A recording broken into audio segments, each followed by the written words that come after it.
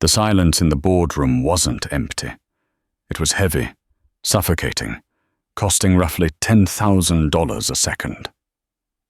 At the head of the mahogany table sat Gavin Pierce, a man whose signature moved markets.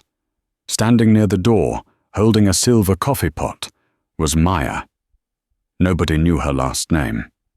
To them, she was just the help. But when Maya's eyes locked onto the projection screen, she didn't see a billion-dollar merger. She saw a mathematical impossibility, a trap. She gasped, a tiny, involuntary sound. Gavin turned, sneered, and asked if the coffee girl had an opinion on high-frequency trading. The room erupted in cruel laughter. They thought the joke was on her, but 10 seconds later, the quiet man in the corner would speak up, and nobody would ever laugh at Maya Evans again. This is the story of the 10 seconds that destroyed an empire. If you looked at Maya Evans, really looked at her, you would see the fraying hem of her black polyester trousers and the way her comfortable non-slip shoes were starting to crack at the toes. But nobody at the Stratford & Company headquarters ever really looked at the catering staff. They were moving furniture, biological robots designed to refill water glasses and disappear into the beige wallpaper. It was 7:45 a.m. on a rainy Tuesday in November. The location was the 42nd floor of the Sovereign Tower in downtown Chicago. This was the kill floor, the executive level where deals were made that determined the price of insulin or the fate of mid-sized shipping companies in the Pacific. Maya adjusted her apron in the reflection of the stainless steel elevator doors. She was 26 years old, but her eyes held the exhaustion of someone twice her age. 3 years ago, Maya hadn't been serving coffee. She had been a junior analyst at a boutique quantitative firm, a rising star with a full scholarship to Wharton pending, and a mind that processed algorithms like most people processed grocery lists. Then came the diagnosis, her mother's early onset Alzheimer's, the insurance fights, the debt, the need for cash, fast and flexible, without the 80-hour weeks of finance that would keep her away from her mother's bedside. So Maya Evans, the girl who could calculate compound interest in her head, became Maya the waitress. "Chin up, Evans," whispered Brenda, the catering manager, a woman who treated coffee filtration like nuclear physics. "Today is the Titan merger. Gavin Pierce is in a mood. I heard he fired his personal assistant this morning because his bagel was cold. Do not, I repeat, do not make eye contact." Maya nodded, grabbing the heavy silver tray. "Understood." "And watch out for the guy in the grey suit," Brenda added, checking her clipboard. "Henry Caldwell. He's the external auditor or something. Doesn't talk much. Just watches. Those are the dangerous ones." Maya pushed through the double oak doors into the boardroom. The air smelled of expensive leather, ozone, and fear. The room was dominated by a 20-foot table. On one side sat the Stratford team, led by Gavin Pierce. Gavin was a man who looked like he was carved out of shark cartilage and self-tanner. He was 45, wore a bespoke Italian suit that cost more than Maya's mother's car, and had a reputation for gutting companies for sport. On the other side were the representatives from Omni Logistics, the target of the acquisition. They looked nervous. They were sheep waiting to be sheared, and they knew it. Maya moved silently, practicing the art of invisibility she had perfected over the last 2 years. Pour from the right, clear from the left. Don't listen. But she couldn't help it. "The EBITDA projections are conservative," Gavin Pierce was saying, his voice a smooth baritone that commanded absolute submission. He clicked a remote, and a graph spiked upward on the massive LED wall. "As you can see, the synergy between Stratford's shipping lanes and Omni's warehousing will result in a net yield increase of 14.5% by Q3. Maya poured sparkling water into a crystal glass for a nervous-looking man named Mr. Henderson. Her eyes flicked to the screen, 14.5%. Her brain snagged on the number. It was a habit she couldn't break. She looked at the underlying variables listed in the footnotes of the slide. Fuel volatility index capped at 2.1%. labor variance adjusted for inflation at 1.8%. She frowned slightly as she moved to the next chair. Wait, she thought. If the fuel volatility is capped at 2.1%, based on the current Brent crude futures, but the labor variance is tied to the new union contracts in the tri-state area. She did the mental math as she poured coffee for a VP of marketing. 2.1 plus the beta coefficient of the logistics sector, minus the amortization of the fleet. The math didn't work. If those two numbers were true, the yield couldn't be 14.5%. It would barely scrape 4%. In fact, looking at the debt load in column C, the company wouldn't be profitable. It would be insolvent within 6 months. Maya froze. Her hand hovered over a porcelain saucer. She blinked, thinking she must be tired. She hadn't slept more than 4 hours in the last week. She looked again. The slide was dense, packed with numbers designed to confuse, not clarify. It was a snow job. Dazzle them with data so they don't see the lie. The formula for the projected yield was derived from a leveraged calculation. But the denominator was static. They hadn't accounted for the variable interest rate hike that the Fed had announced just yesterday. It wasn't just an error, it was a billion-dollar hole. Coffee? Maya snapped back to reality. Gavin Pierce was staring at her, not at her face, but at the coffee pot hovering in the air. "Oh, apologies, sir," Maya murmured, pouring the coffee. Her hand shook, just a fraction. "Steady," Gavin said, his voice dripping with condescension. "That's Jamaican Blue Mountain. Try not to spill it on the merger documents. It's worth more than your education." A few junior executives chuckled sycophantically. Maya felt the heat rise in her cheeks. "If you only knew," she thought. "If you knew that I know you're lying." She finished the round and retreated to the corner of the room, standing next to the fake potted ficus. She was supposed to leave, but her feet felt rooted to the carpet. She watched Gavin click to the next slide. "Now, regarding the debt restructuring," Gavin continued, "we've utilized a proprietary algorithm to minimize exposure." He was lying. He was selling a sinking ship to these people, and he was calling it a luxury liner. Maya looked around the room. 12 highly paid men and women, MBAs from Harvard, Yale, Stanford, and not one of them noticed that the numbers on the screen were a fairy tale, except in the far corner, near the window, sat the man Brenda had warned her about, Henry Caldwell. He wasn't looking at the screen. He wasn't looking at Gavin. He was looking at Maya. Henry Caldwell was in his 60s, with silver hair and glasses that reflected the grey Chicago sky. He sat with a stillness that was unnerving. He had a notebook in front of him, but he hadn't written a word. Maya quickly looked down at her shoes. Don't engage. Just survive the shift. The meeting dragged on for another hour. The air in the room grew stale, recycled through vents that hummed with a low-frequency drone. The tension was palpable. This wasn't just a merger. It was a hostile takeover disguised as a handshake. Gavin Pierce was in his element. He paced the front of the room like a preacher, using jargon as a weapon. "We need a signature by noon," Gavin said, checking his Rolex. "A submariner," Maya noted. "The market closes early tomorrow for the holiday. If we don't lock this in, the financing falls through. Omni Logistics walks away with nothing." Mr. Henderson, the CEO of Omni, wiped sweat from his upper lip. "Gavin, we just need a little more time to review the Section 8 financials. The liability clause seems dense." "Dense?"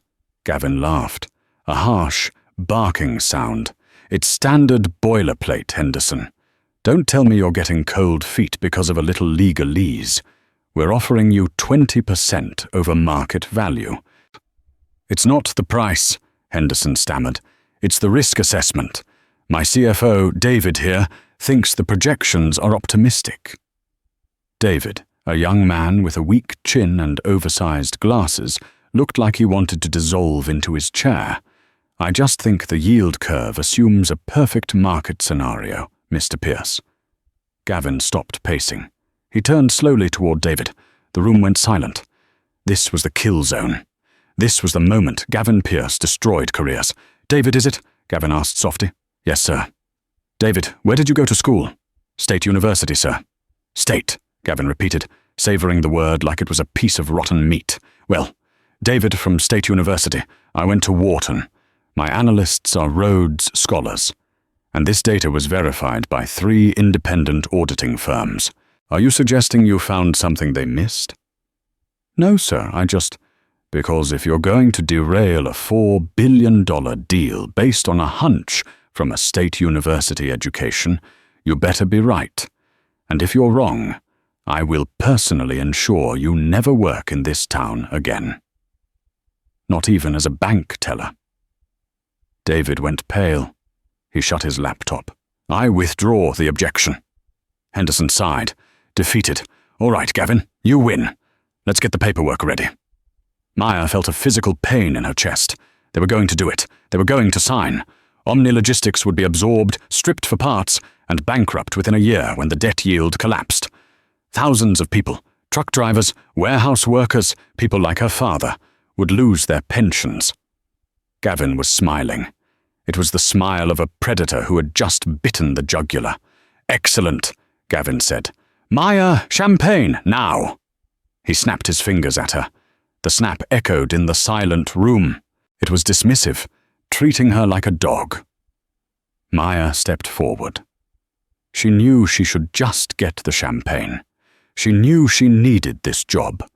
She needed the $15 an hour to pay for her mother's medication. But she also knew the math. And math, unlike people, didn't lie. She walked to the sidebar where the crystal flutes were arranged. Her heart was hammering against her ribs like a trapped bird. She picked up a bottle of Dom Perignon. "Don't do it," a voice in her head screamed. "Walk away." She turned towards the table. Gavin was leaning over Henderson, pen in hand, pointing to the signature line. "Just here, and here," Gavin said. Maya moved towards the table. She wasn't going to the side. She was walking straight toward the screen.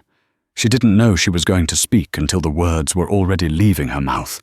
"The denominator is wrong." It wasn't a shout. It was a whisper. But in the acoustic perfection of the boardroom, it sounded like a gunshot. Gavin froze. He didn't turn around immediately. He paused, his pen hovering over the paper, as if he couldn't believe his auditory nerves. He slowly turned his head. "Excuse me?" The entire room turned to look at the waitress. Maya stood there, clutching the champagne bottle like a weapon. Her face was burning, but her hands were steady now. She had crossed the Rubicon. "The denominator," Maya said, her voice gaining a fraction more strength. "On slide 42, the projected yield formula. You're using a static interest rate of 3.5%, but the bond yield inversion last week shifted the base rate to 4.2%. If you run the valuation with the corrected rate, this company isn't worth $4 billion. She took a breath. "It's worth negative 300 million. Silence. Absolute, total silence.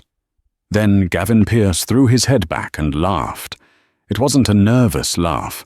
It was a deep, belly-shaking guffaw of genuine amusement. He looked at his board members. He looked at Henderson. "Did you hear that?" Gavin wiped a tear from his eye. "The catering girl thinks she's an actuary." He turned on her, his smile vanishing instantly, replaced by a mask of cold fury. "Honey," Gavin sneered, stepping closer to her, invading her personal space. "You're here to pour bubbles, not to audit the books. I don't know what community college night class you flunked out of, but you're woefully out of your depth." He pointed to the door. "Get out, you're fired, and take your cheap shoes with you." The room erupted in laughter. It was a release of tension for the Omni team, a chance to align themselves with the alpha male.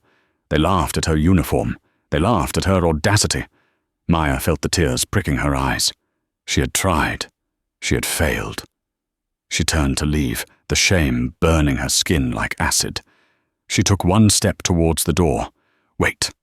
The voice was low, gravelly, and commanding. It wasn't Gavin. In the corner, Henry Caldwell closed his notebook. The heavy thud of the cover echoed. He stood up. He wasn't a tall man, but suddenly he seemed to fill the room. "Mr. Caldwell," Gavin said, his tone shifting from arrogance to confused respect. "Ignore her. Just the help acting up. We'll have security remove her." Henry Caldwell ignored Gavin. He walked around the table, moving past the high-priced executives, past the stunned Henderson. He stopped 3 feet in front of Maya. He looked at her name tag. "Maya," Henry said. His eyes were sharp, intelligent, and uncomfortably direct. "You said the bond yield inversion shifted the base rate to 4.2%. Maya swallowed hard. "Yes, sir." "And that shifts the EBITDA multiple?" Henry asked. "By a factor of 3, Maya answered automatically, her brain latching onto the safety of the numbers. "Because the debt service coverage ratio drops below 1.0. It triggers the immediate repayment clause in the mezzanine financing." Henry paused. He looked at Gavin, then back at Maya. "How long did it take you to spot that?" Henry asked. Maya shrugged, holding back tears. "About 10 seconds." Henry Caldwell turned to the room. The laughter had died. "Gavin," Henry said quietly, "I think you better sit down, and someone give this young woman a laser pointer." The laser pointer felt alien in Maya's hand. It was a heavy, brushed aluminum device, warm from Gavin's grip. She stood at the head of the boardroom table, a position reserved for captains of industry, while wearing an apron stained with a single drop of espresso near the pocket. Gavin Pierce had not sat down. He was standing with his arms crossed, his face a mottled tapestry of red rage and white shock. He looked like a man watching a dog play the piano, simultaneously impressed and deeply offended by the absurdity of it. "This is a farce," Gavin spat, looking at Henry Caldwell. "Henry, you're letting the help run a due diligence seminar. She probably thinks liquidity is something you clean the floor with." "Sit down, Gavin," Henry said. His voice didn't rise, but the temperature in the room seemed to drop 10 degrees. Henry gestured to Maya. "Go ahead, Miss Evans. Show us the math." Maya took a deep breath. She closed her eyes for a nanosecond, visualizing her mother's face. "Do it for her. Do it for the hospital bills." When she opened her eyes, the fear was gone. In its place was the cold, hard clarity of numbers. The boardroom, the suits, the smell of money. It all faded. All that was left was the equation. "Slide 42 is built on a foundation, limestone of sand," Maya began. Her voice shook on the first syllable, but by the third word, it was steady. She pointed the red laser dot at the bottom right corner of the glowing screen. "Here," she said, "you list the debt service coverage ratio, DSCR, at 1.25. That's healthy. It means for every $1 of debt, the company has $1.25 to pay it. It makes the bank feel safe." She moved the dot to the top left. But this projection relies on the LIBOR transition rate from 2 years ago. It ignores the floating rate adjustment that kicked in last Tuesday. Maya looked directly at Mr. Henderson, the CEO of the company being bought. He was leaning forward, his mouth slightly open. "Mr. Henderson," Maya said, "your company carries $300 million in variable rate loans, correct?" "Yes," Henderson nodded slowly.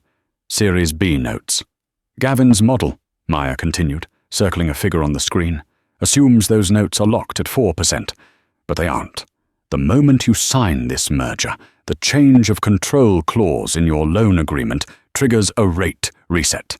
Based on today's index, that rate jumps to 9%. A gasp went around the room, not a dramatic movie gasp, but the sharp intake of breath from men who realize their bonuses are evaporating. Maya quickly did the mental calculation, speaking it aloud as she worked. $300 million at 9% interest creates an additional $15 million in annual interest expense. Now look at your net operating income. She pointed to the center of the chart. You're projecting $50 million. She turned to the whiteboard, grabbed a black marker and uncapped it. The smell of the marker was sharp and chemical. She wrote quickly, her handwriting neat and angular. $50M, income. $15M, new interest, equals sign 35 M $. That seems fine, Gavin interrupted, sneering. 35 million is still profit, you ignorant. I'm not finished, Maya cut him off. She didn't look at him. She was in the zone. You also have a balloon payment due in Q4, Maya said, writing another number. 20 million. And you have the union pension shortfall you agreed to cover. Another 20 million. She slashed a line under the numbers. $35 M. 20 M. 20 M equal sign. 5 M $. She turned around to face the room. You aren't acquiring a company with a 14.5% yield, Maya said softly. You are acquiring a $5 million annual deficit. And because the DSCR drops below 1.0 comma, the bank will call the loan immediately. They will seize the assets. Omni Logistics will be liquidated by Christmas. She capped the marker. The click echoed like a judge's gavel. It's not a merger, Maya finished, looking straight at Henderson. It's a foreclosure sale, and Gavin knows it. For 10 seconds, nobody moved. The silence was absolute. The hum of the projector fan sounded like a jet engine. Mr. Henderson stood up slowly. His face was grey. He looked at Gavin Pierce with a mixture of horror and betrayal. Is this true? Henderson whispered. Gavin, is the rate reset in the model? Gavin Pierce's jaw worked silently. He looked at the screen, then at Maya, then at Henry. He adjusted his cufflinks, a nervous tick that betrayed him. It's a matter of interpretation, Gavin stammered, his smooth baritone cracking. We have assurances from the bank that they might waive the reset. Might? Henderson roared. He slammed his fist on the table, rattling the coffee cups. You told me it was fixed. You told me my people were safe. Henderson grabbed his briefcase. He looked at his team. Pack up. We're leaving. Wait.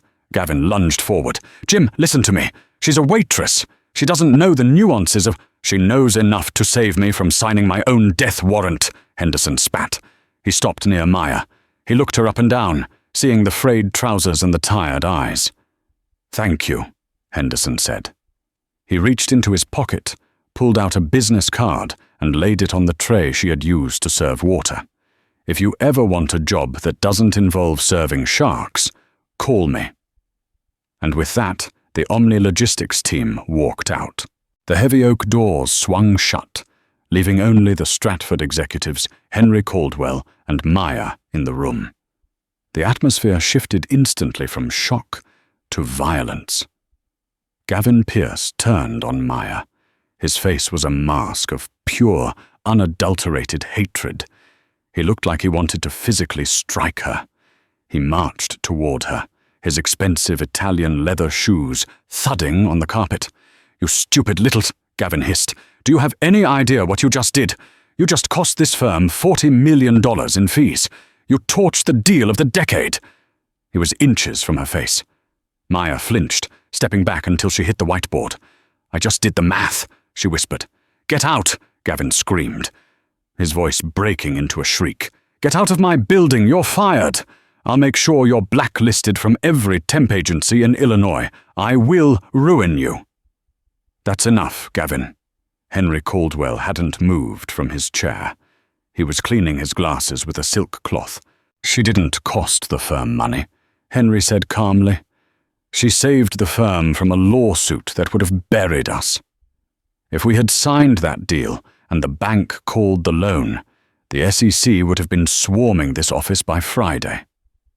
Henry put his glasses back on. He looked at Gavin with cold, dead eyes. And frankly, Gavin, I'm wondering why a waitress spotted a variable that my senior vice president of mergers and acquisitions missed. Gavin went pale. Henry, it was an oversight. The analysts... We'll discuss your future later, Henry said dismissively. He turned his gaze to Maya. Miss Evans, Henry said, please wait for me in the lobby. Do not leave the building. Maya looked at Gavin, who was shaking with rage, and then at Henry, who was an enigma. She nodded once, grabbed her silver tray, and bolted from the room. Maya didn't go to the lobby. She ran straight to the catering kitchen on the 41st floor. Her hands were shaking so badly she nearly dropped the tray. She stripped off her apron, her breath coming in short, panicked gasps. "Stupid, stupid, stupid," she chided herself. "Why did you open your mouth? You need this money. Mum's MRI is next week." The kitchen was a chaotic symphony of clattering pans and shouting chefs. Brenda, the manager, spotted Maya immediately. "Evans!" Brenda marched over, her face pinched. "Security just called. They said there was an incident in the boardroom. What did you do? Did you spill the coffee?" "I spoke," Maya said, leaning against the stainless steel counter for support. "You spoke?" Brenda looked horrified. "To who? To Gavin Pierce?" "To everyone." "Oh, God," Brenda rubbed her temples. "Pack your things, Maya. I can't protect you from this. If Gavin wants you gone, you're gone. I'll try to get your check authorized for today, but it's okay, Brenda," Maya said, her voice hollow. "I know." She went to her locker, a rusted metal box in the hallway. She pulled out her heavy winter coat and her bag. She checked her phone.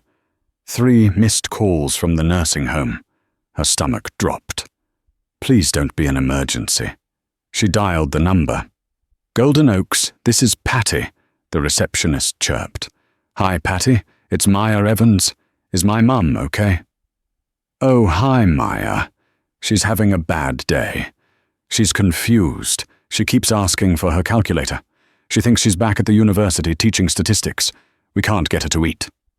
Maya closed her eyes, leaning her forehead against the cold metal lockers. Her mother, Dr. Eleanor Evans, had been the youngest female math professor in the state's history. Now, she couldn't remember how to use a spoon. "I'm coming," Maya said, fighting back tears. "I just lost my job, so I'll be there in an hour." "Okay, honey. Drive safe." Maya hung up.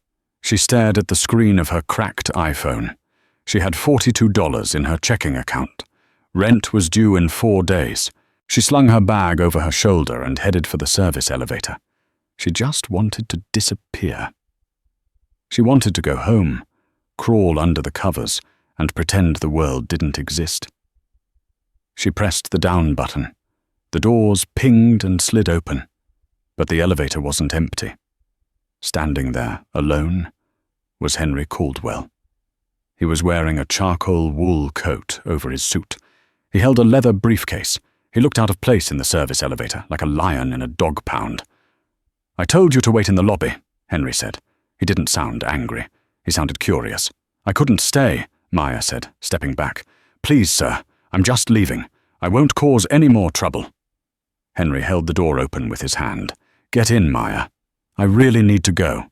I know. Your mother is at Golden Oaks, the memory care unit." Maya froze. A chill that had nothing to do with the drafty hallway went down her spine. "How do you know that?" "I make it my business to know things," Henry said. "Get in. I'll give you a ride. It's on my way." Maya hesitated. Every instinct told her to run. Rich men in elevators were rarely good news. But there was something about Henry's eyes. They weren't predatory. They were tired. She stepped into the elevator. The ride down was silent. The numbers on the display ticked down. 40, 39, 38. "You didn't just spot the error," Henry said, breaking the silence. "You corrected the derivative in your head. That formula, the Black-Scholes variation, isn't something you learn waiting tables." "I wasn't always a waitress," Maya murmured. "I know. Top of your class at UChicago. Undergraduate degree in mathematics. Accepted to Wharton, but never matriculated." Henry looked at her. "What happened?" "Life," Maya said sharply. She didn't want his pity. "My mum got sick. Early onset. It moves fast. She needed full-time care. The scholarship didn't cover living expenses for 2 households. I made a choice." "A noble choice," Henry said. "But a waste of a brilliant mind." The doors opened to the parking garage. A black town car was waiting, its engine purring. A driver in a cap opened the back door. "I'm not getting in that car," Maya said, clutching her bag. Henry sighed. He reached into his coat pocket and pulled out a folded piece of paper. It wasn't a check. It was a printout of a spreadsheet. I didn't come down here to offer you a ride, Maya. I came down here because I have a problem. He handed her the paper. Maya took it. It was a balance sheet for Stratford and Company, the company she had just been fired from. But it was the internal version, the one only the partners saw. Look at line 8, Henry said. Maya squinted in the dim garage light. Offshore liquidity tranche, Cayman Holdings. It's empty, Maya said. Exactly, Henry nodded. It's supposed to have $50 million in it. That money is the collateral for our own insurance. He stepped closer, lowering his voice. Gavin Pierce isn't just fudging numbers on mergers, Maya. I suspect he's looting the company. He's building a golden parachute while he sets the firm on fire. Maya looked up at him. Why are you telling me this? You're the auditor. I'm not the auditor, Henry corrected her. I'm the founder. I retired 5 years ago. I let Gavin take the reins because I thought he was hungry. I didn't realize he was a cannibal. Henry looked at the concrete ceiling, his expression pained. I can't prove it. He cooks the books too well. His algorithms are too complex for the standard auditors to unravel. They see what he wants them to see. I need someone who can see the invisible variables. Someone who looks at a room full of suits and sees the math, not the power. He looked back at Maya. I don't need a waitress, Maya. I need a ghost. Someone who can go into the data, trace the algorithms backwards, and find where he buried the money. I can't, Maya stammered. I'm nobody. Gavin would spot me in a second. Gavin thinks you're gone, Henry said. He thinks you're a humiliated catering girl who went home to cry. He won't be looking for you. Henry reached into his briefcase and pulled out a thick envelope. In here is $20,000 cash. Consider it a signing bonus. It covers your mother's care for the next 3 months. Maya stared at the envelope. Her heart hammered against her ribs. $20,000. It was a lifeline. It was air. And if I say yes, she whispered. Then you start tonight, Henry said. I have a secure terminal set up in a private office. You work at night. You sleep during the day. You find the leak. You give me the evidence. And when we take him down, you get your life back. I'll pay for your Wharton tuition. Full ride. Maya looked at the envelope. She thought of her mother, sitting in a plastic chair, forgetting her own name. She thought of Gavin Pierce, laughing at her shoes, treating her like furniture. She looked at the numbers on the spreadsheet in her hand. They were chaotic, hiding a lie. And Maya Evans hated lies. She looked up at Henry Caldwell. I don't want a ride, she said, clutching the envelope. I want a laptop. Henry smiled. It was the first time she had seen him smile. It looked dangerous. Right this way, Miss Evans. The room Henry Caldwell had set up for her was not a corporate office. It was a bunker. Located in the basement of a nondescript brownstone in the Gold Coast district, it was soundproofed, air-conditioned to a chilly 60 degrees, and lined with server racks that hummed like a hive of angry hornets. For 3 days, Maya Evans had not seen the sun. She lived on espresso and protein bars. Her eyes were rimmed with red, but her mind was sharper than it had ever been. She was swimming in data. Henry had given her God mode access, a back door into the Stratford and Company mainframe that bypassed the standard user interface. To the system, Maya wasn't a user. She was a ghost process, a line of code running in the background of the nightly backup protocols. Find the money, Henry had said. But the money wasn't just missing, it had been erased. Maya sat in front of 3 curved monitors. On the left screen was the public ledger, the clean, sanitized version of the company's finances that the IRS and shareholders saw. On the right screen was the internal cash flow, the messy reality of operating expenses, and in the middle screen was the void. It doesn't make sense, Maya muttered to herself. She typed a command string, bringing up a visualization of the trade routes. Stratford and Company processed roughly 2 million trades a day. Stocks, bonds, commodities, futures. billions of dollars flowing like a digital river. Maya had built a custom tracking algorithm using a Kalman filter, a method usually used for guiding missiles or tracking satellites. She was trying to predict where the noise in the data was coming from. Every time a trade was executed, there was a tiny discrepancy, a rounding error. Fractional skimming, Maya whispered. It was the oldest trick in the digital book. You shave off the fraction of a cent that doesn't fit into the 2-decimal currency format and divert it to a separate account. But when she ran the simulation, the math didn't hold up. $/sum underscore T=1, N P_T or cell floor, P_T tower floor. Approx hash $2,400. Text per day. $$2,000 a day was petty cash for a man like Gavin Pierce. He spent that on lunch. He wasn't risking prison for $2,000. He's not skimming the rounding errors, Maya realized, leaning closer to the screen. He's skimming the latency. She started typing furiously. She pulled up the server logs for the high-frequency trading, HFT, desk. In HFT, speed is everything. Trades happen in microseconds. If you can see the market move a microsecond before everyone else, you can buy low and sell high before the price even changes on the public ticker. Maya looked at the timestamps. Trade ID, 8994X execution. Time, 9 hours, 30 minutes and 1 second. 00045. Settlement time, 9 hours, 30 minutes and 1 second. 00048. There was a lag, a tiny 3-microsecond lag inserted into specific trades. He's front-running his own clients, Maya breathed.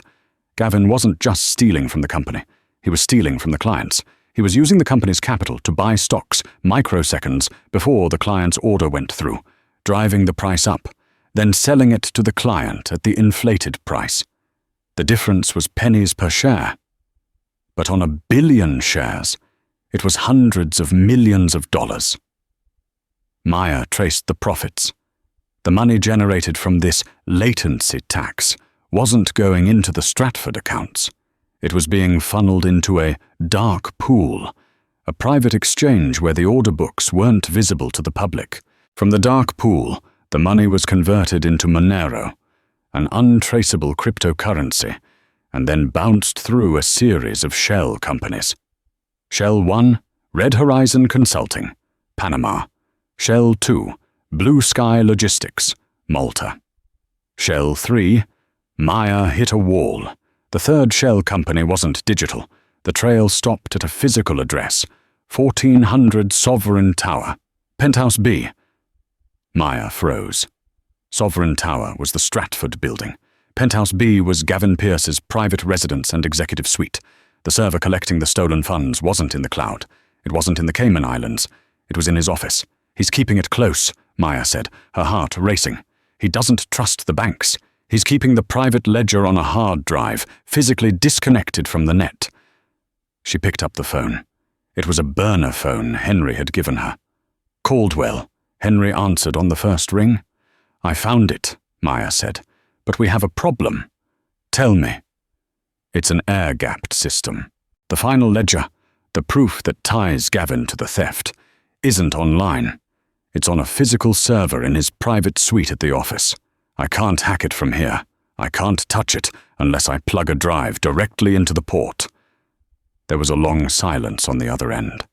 His private suite is a fortress, Henry said. Biometric locks, retinal scan, 24-hour security. You can't just walk in. Maya looked at the calendar on her screen. December 15th, the Stratford Winter Gala. She remembered Brenda talking about it. It was the biggest night of the year. The one night where the office wasn't just an office. It was a ballroom. The security protocols would be shifted to accommodate the guests. Caterers would be everywhere. I can't walk in as a hacker, Maya said, a plan forming in her mind. But I can walk in as a waitress. Maya, no, Henry warned. It's too dangerous. If Gavin sees you, he won't see me, Maya said, her voice hardening. To him, waitresses are invisible. Remember? I'm just furniture. If you get caught, He won't just fire you this time, Henry said gravely. People protecting this kind of money, they kill for less. Then I better not get caught, Maya said. Get me a USB drive with the extraction worm. I'm going back to work. The Stratford Winter Gala was a display of obscene wealth. The lobby of the Sovereign Tower had been transformed into a winter wonderland. White silk draped the walls, ice sculptures dripped onto beds of caviar, and a string quartet played Mozart in the corner. Maya stood in the service corridor, adjusting her bow tie. She was wearing the uniform, crisp white shirt, black vest, black trousers. Her hair was pulled back into a tight bun. She wore thick-rimmed glasses she didn't need, hoping they would alter her face just enough. Brenda was shouting orders at a terrifying volume. Trays up! Champagne flutes to the left! If I see an empty glass, I want it filled! Move! Move! Move!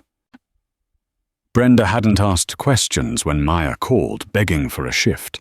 They were short-staffed due to the flu, and Brenda was desperate. She didn't know Maya had been fired by the CEO. She only knew Maya was reliable. Maya grabbed a tray of lobster canapes. Her hands were sweating inside her white cotton gloves. Taped to the inside of her thigh, hidden beneath her trousers, was a slim, titanium-encased USB drive. She pushed through the doors into the party. The noise hit her like a physical wave. Laughter, clinking glass, the drone of expensive conversation. She kept her head down, moving through the crowd. Don't make eye contact. You are a robot. You are a ghost. She saw Mr. Henderson from Omni Logistics near the bar, looking much happier than he had a week ago. She saw the vice president who had laughed at her shoes. And then she saw him.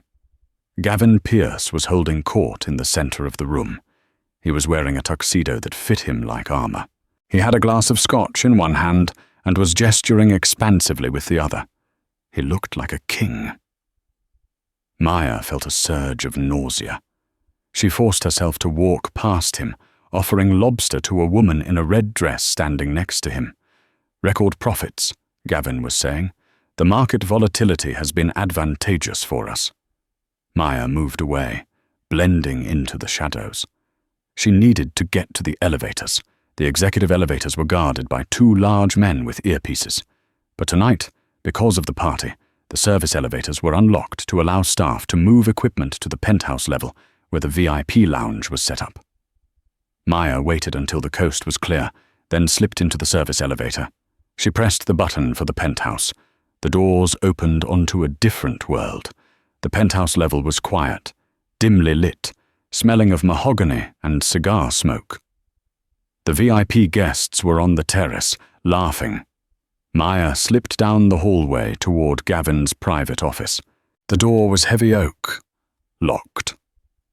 Maya pulled a device from her pocket, a near-field communication, NFC cloner, Henry had provided.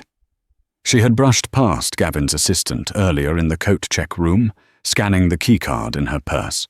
She held the device to the lock. Beep, click. The light turned green. Maya slipped inside and closed the door softly. The office was massive. Floor-to-ceiling windows overlooked the Chicago skyline.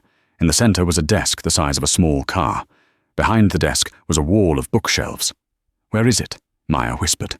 She scanned the room. Henry said the server would be disguised. It wouldn't look like a computer. She looked at the bookshelf. Leather-bound books, a globe, a humid humidor. She walked over to the humidor. It was humming, but cigars don't hum like a cooling fan. She opened the lid. Underneath a layer of Cuban cohibas, there was a metal panel. She lifted the false bottom. There it was, a black box with blinking blue lights and a single USB port, the brain of the Hydra. Maya hiked up her trouser leg, ripped the tape, and grabbed the USB drive. She plugged it in. A small LED on the drive turned red. It was copying. "Come on," she prayed. "Go faster." The light blinked. 20%. 40%. Suddenly the doorknob turned. Maya's heart stopped. She had locked the door, hadn't she? No, the electronic lock didn't engage automatically from the inside unless you pressed the button. The door swung open. Maya dropped to the floor, scrambling into the knee well of the massive desk. She curled into a ball, pressing her hand over her mouth to silence her breathing. 2 men walked in.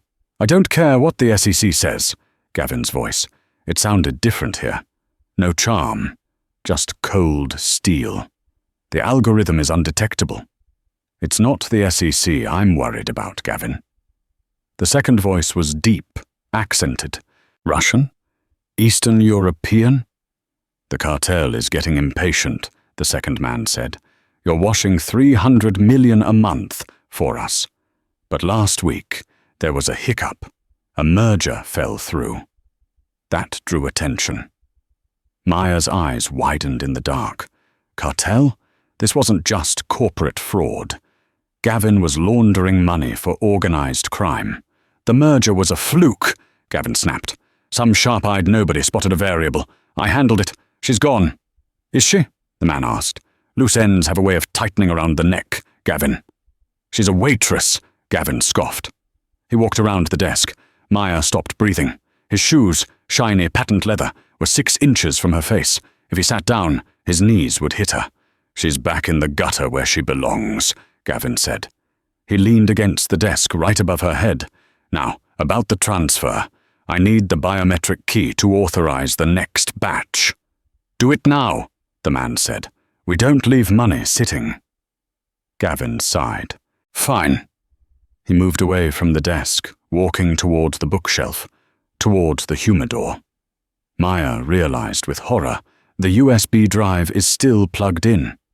If Gavin opened the humidor, he would see the blinking red light. He would know. She heard the lid of the humidor creak open. There was a pause, a silence that lasted 1,000 years.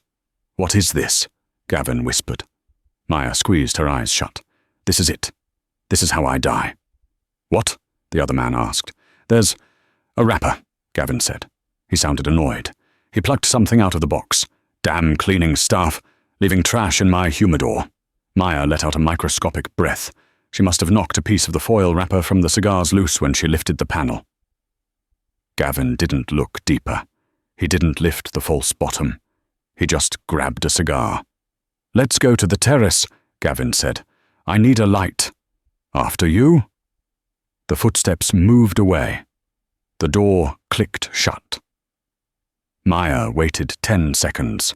Then she scrambled out from under the desk. She ran to the humidor. The USB light was green. Download complete. She snatched the drive, shoved it into her bra, and ran for the door. She slipped into the hallway. Empty. She made it to the service elevator. She pressed the button. But as the doors were closing, a hand shot out and blocked them. The doors bounced back open. Standing there was the man in the grey suit, the Russian. He wasn't looking at her. He was looking at his phone. He looked up. He saw a waitress. He stepped into the elevator. The doors closed. It was just the 2 of them. Maya stared at the floor. Her heart was beating so hard she was sure he could hear it. The man sniffed the air. "You smell like..." He paused. Maya froze. "Cigars," the man said. He looked at her closely. His eyes were like chips of ice. "Why does a waitress smell like expensive Cuban cigars?" Maya looked up. She had to lie. She had to lie perfectly.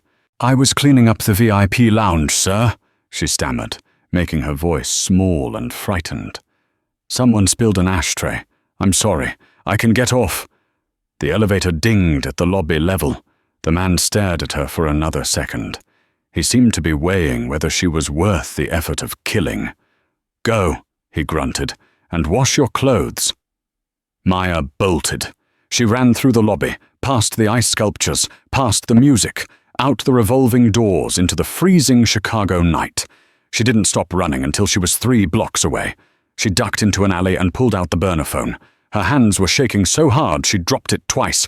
"Henry," she gasped when he picked up. "Did you get it?" "I got it," Maya sobbed, leaning against the brick wall. "I got everything. The ledger, the crypto keys, the cartel connection." "Cartel?" Henry's voice went sharp. "Maya, listen to me carefully. Do not go home. Do not go to your mother's. They will be watching everything." "Where do I go?" "The police won't be enough," Henry said. "Gavin owns half the precinct. We need to go higher. Meet me at the Federal Plaza. I'm calling the FBI." "Okay," Maya said. "I'm on my way." She hung up. She stepped out of the alley to hail a cab. A black SUV screeched to a halt in front of her. The back window rolled down. It wasn't Henry. It was Gavin Pierce, and he was holding a gun. "Did you really think," Gavin smiled, "that I wouldn't have a silent alarm on my private server?" The muzzle of the 9mm pistol looked less like a weapon and more like a black tunnel. Snowflakes melted instantly on the warm metal barrel. Gavin Pierce sat in the back of the idling SUV. The window rolled down, his face illuminated by the harsh yellow glow of a streetlight. He didn't look like a CEO anymore. He looked like a cornered animal. "Get in the car, Maya," Gavin said, his voice terrifyingly steady. "You're good at math. Do the probability calculation. If you run, I shoot. If you scream, I shoot." Maya stood frozen on the icy sidewalk. Her mind raced, spinning through variables like an overheating supercomputer. Distance to alley, 4 meters. Reaction time, 0.25 seconds. The math was bad. The math said she was dead. "I have the drive," Maya said, her hand hovering over her chest where the titanium stick burned against her skin. "But it's encrypted. You kill me, you never get the key. The cartel will skin you alive." Gavin's eye twitched. She had hit a nerve. "I'll take my chances. Give it to me. Now." Maya reached into her coat. She needed a distraction. She needed a chaotic variable. She glanced at the SUV's side mirror and froze. Behind her, at the mouth of the alley, a shadow moved. It wasn't Henry. It was the man in the grey suit, the Russian associate she had met in the elevator. He had followed her. And now he was watching Gavin Pierce threaten a civilian on a public street, a massive violation of the cartel's protocol. Maya realized she was standing between two sharks. She looked at Gavin. "You said I was just a waitress, Gavin." "You are," he sneered, tightening his finger on the trigger.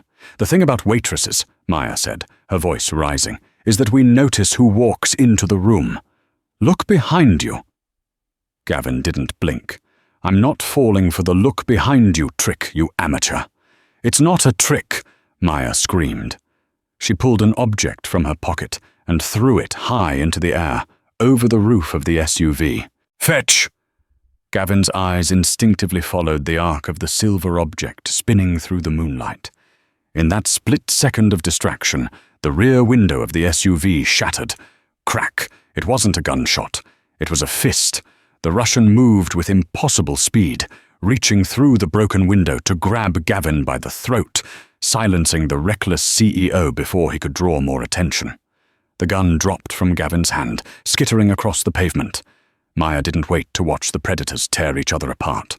She turned and sprinted. She ran until her lungs burned, dashing towards the Federal Plaza, where the bright lights promised safety. She collapsed onto the steps of the Federal building, just as a black sedan screeched to the curb. Henry Caldwell jumped out, flanked by 4 FBI agents. "Maya!" Henry knelt beside her, checking for wounds. "Did you get it? Did he take the drive?" Maya closed her eyes, gasping for air. She reached into a bra and pulled out the real titanium USB drive. "I still have it," she whispered. Henry looked confused. "But I saw you throw it." Maya managed a weak smile. "I threw my lip balm." Henry Caldwell stared at the drive, then threw his head back and laughed, a sound of pure, exhausted relief. "Remind me never to play poker with you, Miss Evans." The trial of Gavin Pierce was the financial event of the decade. The evidence on the drive was irrefutable, detailing 7 years of skimming and laundering money for the Vorobyov syndicate. Gavin was sentenced to 30 years in federal prison. The Russian associate vanished like smoke, leaving only a shattered car window behind. 6 months later, on a warm spring morning, Maya Evans sat on a bench at the University of Pennsylvania. The Wharton School of Business rose behind her. She wasn't wearing an apron. She was wearing a blazer and jeans. Her phone buzzed with a video call. It was her mother. She looked rested, her eyes bright with a spark of recognition that had been missing for years. The new treatment protocol, fully paid for, was working. "You were always good with numbers, Maya," her mother said, smiling. "Don't let them tell you otherwise." Maya hung up, her heart full. She checked her bank app. Balance, $4,250,000. The whistleblower reward, plus a bonus from Henry, meant she would never have to serve coffee again unless she wanted to. A shadow fell over her textbook. Henry Caldwell stood there, holding 2 cups of coffee. "Black? 2 sugars," Henry said, sitting down. "I'm starting a new firm. Ethical investing. No dark pools. I need a partner who can see the fatal errors before they happen." Maya looked at the school, then at the man who had given her a chance when everyone else saw the help. She pulled a pen from her bag and opened a fresh notebook. "Tell me the variables," she said. Henry started talking. Maya started writing. And for the first time, the numbers didn't add up to fear. They added up to a future. And that is how Maya Evans went from pouring coffee to destroying a corrupt empire. Gavin Pierce made the classic mistake. He assumed that because she served him, she was beneath him. He didn't realize that in a room full of sharks, the most dangerous person is the one who knows how to count the teeth. If you enjoyed this story of justice and high-stakes intellect, please smash that like button and subscribe. Let me know in the comments, if you were Maya, would you have thrown the drive to save yourself or risked it all like she did? See you in the next video.